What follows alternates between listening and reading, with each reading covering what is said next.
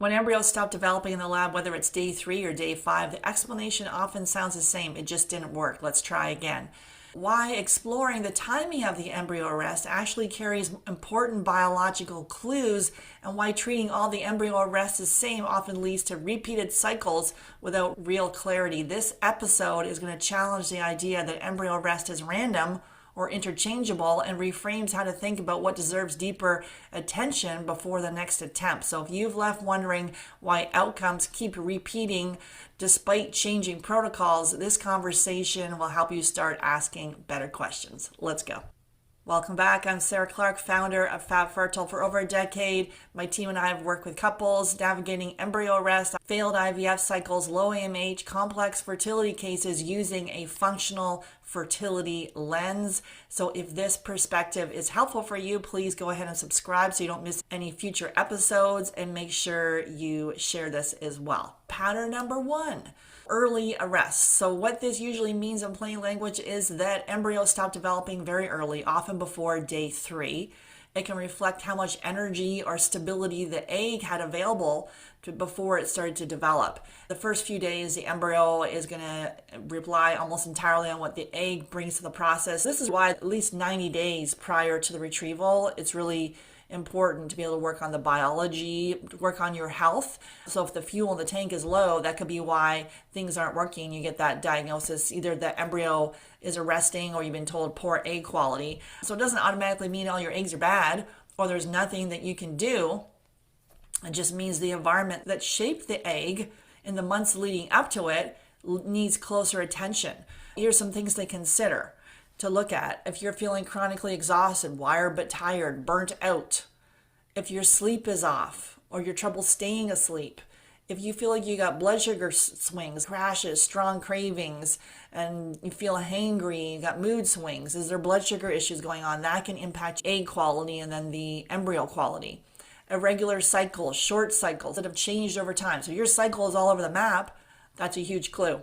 A history of under-eating, under-fueling, over-exercising. Now is not the time to train for the ultramarathon. High stress loads. Difficulty recovering from illness.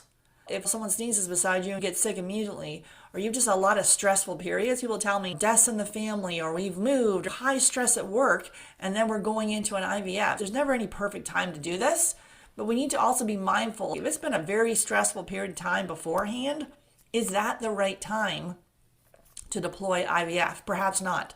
And then just feeling like your body's just not bouncing back like it used to.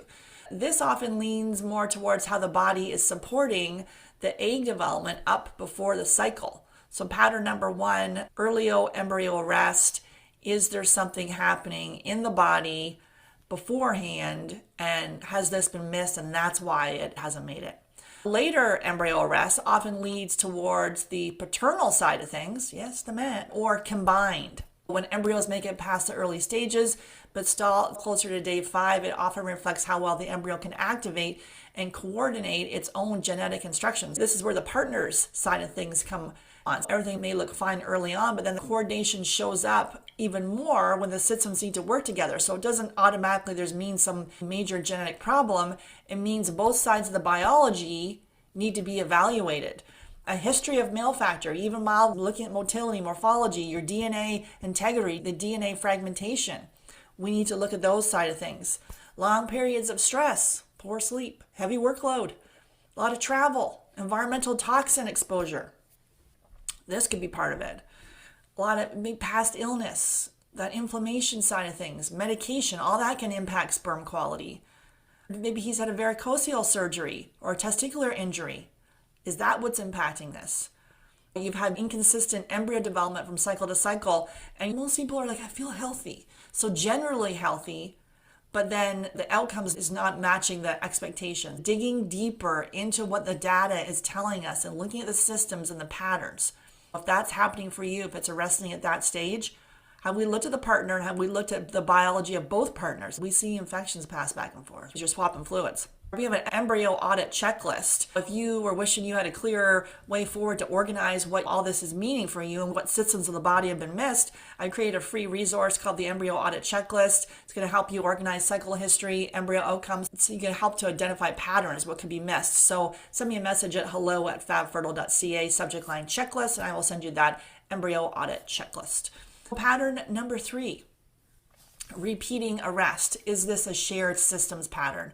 So when the embryo keeps arresting across multiple cycles, regardless of timing, this usually reflects a broader biological environment pattern rather than an isolated one. What is happening in the biology of both partners? Maybe you're feeling that every cycle takes more out of you physically and emotionally. You're just both drained. Slower recovery between cycles or procedures. Increasing inflammation, pain, bloating, hormonal symptoms over time. Your sleep is off, mood, your resilience is just like, you're like, are you kidding me? I don't know if I can even do this anymore. And then more protocol changes, you don't see any improvement. Is the body just running on empty rather than rebuilding between attempts? And so this is hard, right? Because there's a lot of pressure we put on ourselves. We keep pushing. We just need to boost up the system, improve the resilience, and zoom out. What are some patterns that have been missed here? Then we can actually improve this to work rather than just tweaking the medication. Timing of the embryo arrest helps us understand where to look closely, looking at your data, looking at some testing, and being able to make an informed decision as you move forward instead of just keep doing the same thing over and over again. Embryo arrest is not a verdict, it's information. When we slow down, we look at some patterns instead of rushing for the next cycle, we can create a better strategy, some clarity, and then better outcome for pregnancy success. If you and your partner are trying to make sense of this embryo arrest patterns and you want some clarity before repeating another cycle, the next step may be our functional fertility second opinion. It's a couples-based review where we're going to interpret your full fertility picture across the systems so you can understand what patterns may be influencing the embryo development before making your next decision. Your partner is required on this call. It is a full biological picture. Is going to be assessed, not just one side, both of you guys. If that feels aligned, you can send me a message at hello@fabfertile, subject line fertile. I'll send you the link to apply, or there's the link in the show notes where you can apply as well. Take care.